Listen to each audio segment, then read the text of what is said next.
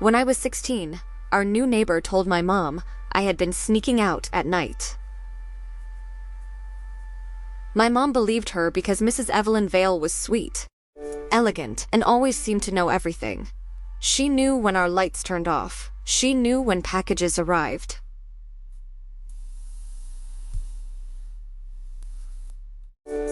She even knew what we argued about behind closed doors. Then one night, my best friend Caleb found a tiny black camera hidden inside the fake plant outside our apartment door. And when we checked the memory card,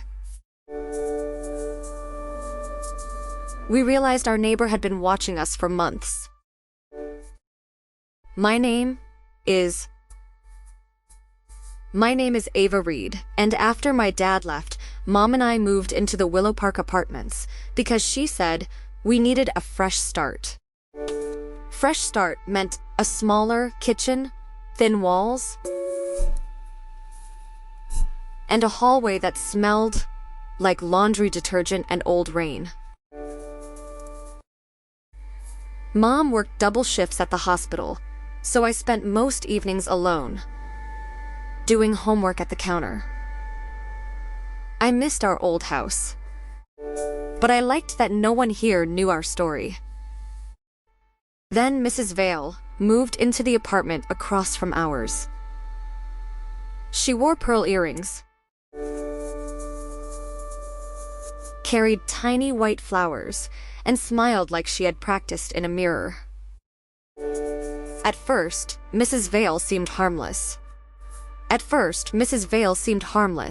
She brought homemade lemon cookies and told Mom she admired hard-working single mothers. Mom nearly cried because no adult had said something kind to her in weeks. Mrs. Vale started offering help. She watered our plants when Mom was late. She signed for packages. She knocked to ask if I wanted dinner when Mom worked nights. I wanted to like her. But every time I opened the door, her eyes moved past my face and into our apartment, counting everything. The shoes by the wall, the grocery bags, the photo of Dad I still kept on the shelf. My best friend Caleb Park noticed it before anyone else. Caleb lived 2 floors below and had the kind of quiet brain that collected details other people missed. He saw Mrs. Vale standing by the mailboxes long after she had checked her mail. He saw her pretend to tie her shoe near our door. He saw her smile at Mom, then watch me like I had stolen something.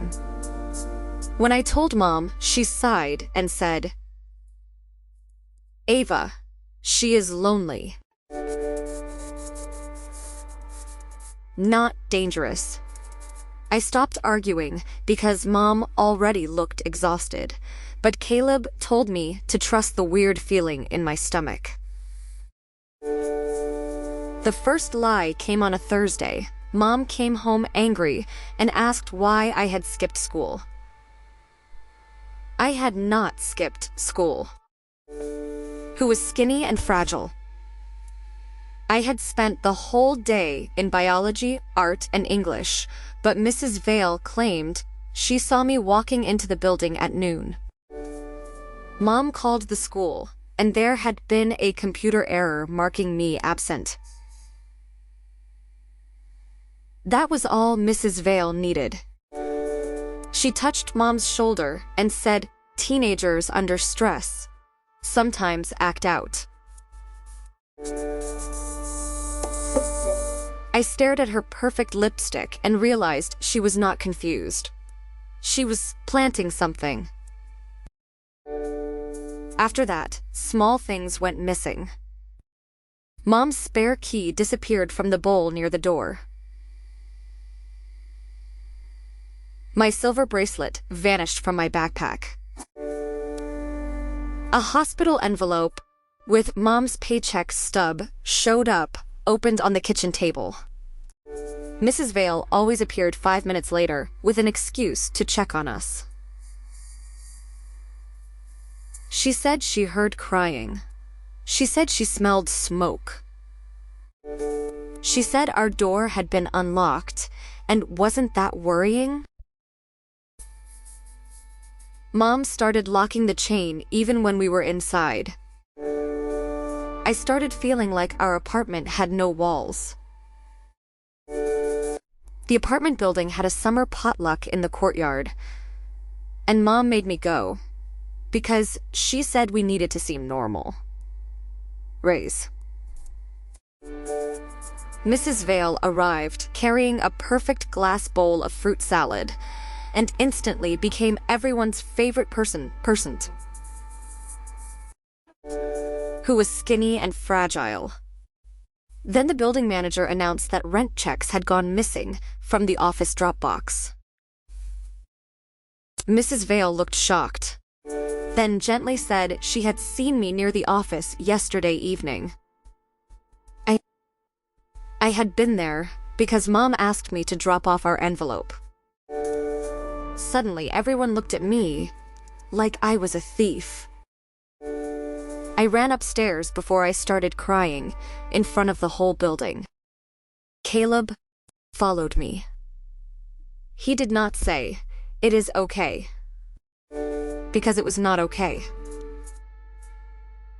Instead, he crouched beside the fake plant outside our door. Something black blinked under the plastic leaves. It was a camera, a real camera, tiny enough to hide inside a button. My hands went cold. Caleb pulled out the memory card and plugged it into his laptop. There were videos of our hallway, our door, my mom leaving for work,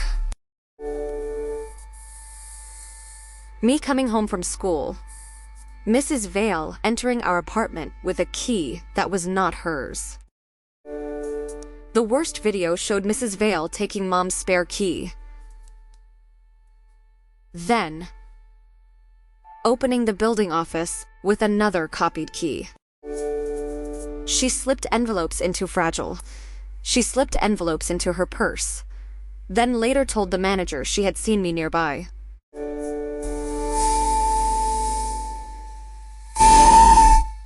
Another clip showed her putting my bracelet into her own drawer. Another showed her listening at our door with a glass pressed to the wall. Caleb looked sick. I felt angry in a way that made my hands stop shaking. Mrs. Vale had not been helping us. She had been building a cage and teaching everyone to call it concern. Caleb and I brought the laptop downstairs while everyone was still in the courtyard.